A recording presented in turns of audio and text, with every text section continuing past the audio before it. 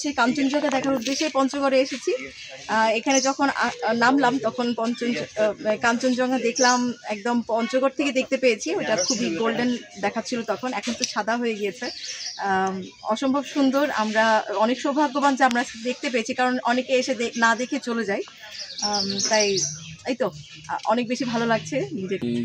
কয়েকদিন থেকে আমি এখানেই অবস্থান করতেছি শুধু কাঞ্চনজঙ্ঘা দেখার জন্য, কিন্তু আজকে যে দৃশ্যটা আমরা দেখতে পাচ্ছি, আমি দেখতে পাচ্ছি এরকম মানে এত সুন্দর চমৎকার, এখান থেকে বসে এত সুন্দরভাবে দেখা যাবে বা দেখা যায়, এটা আসলে আমার কল্পনা ছিল না। তো এখান থেকে দেখার, এই সিনারিটা দেখার যে দৃশ্যটা দেখার যে একটা অনুভূতি, এটা আসলে ভাষা প্রকাশ করার মতো না। যারা আসেন নাই আমি তাদের জন্য বলবো, কাঞ্চনজঙ্ঘা এসে দেখে যান। আপনাদের দাওয়াত রইল। অবশ্যই এইখান থেকে বসে দেখার যে অনুভূতি, এটা না আসলে আপনারা ফিল করতে পারবেন না। ধন্যবাদ। করি আমার তেঁতুলিয়া ডাকবাংলা পিকনিক চত্বরে একটা দোকান আছে, শপিং শপ, গিফট কর্নার।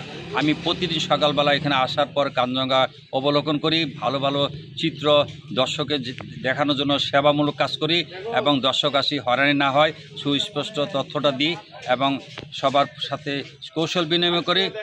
যে কোনো নিরাপত্তা বা সুবিধা, মানুষের অসুবিধা বলে তাদের সেবার জন্য দ্রুত আগে এগিয়ে যায় এবং সার্বিক সহযোগিতায় সবসময় হাত বাড়ায়। কাঞ্চনজঙ্ঘা দেখে আসছি। দেশের বিভিন্ন প্রান্ত থেকে চীনারা আসে কাঞ্চনজঙ্ঘা দেখার উদ্দেশ্যে। তেঁতুলিয়ার পর্যটন কেন্দ্র হিসাবে এই কাঞ্চনজঙ্ঘার দৃশ্যটি একটা অপরূপ দৃশ্য।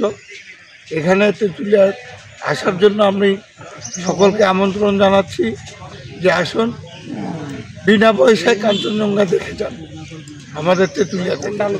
স্থানীয় হিসাবে আমি এটা সকলের প্রতি আমন্ত্রণ রইল।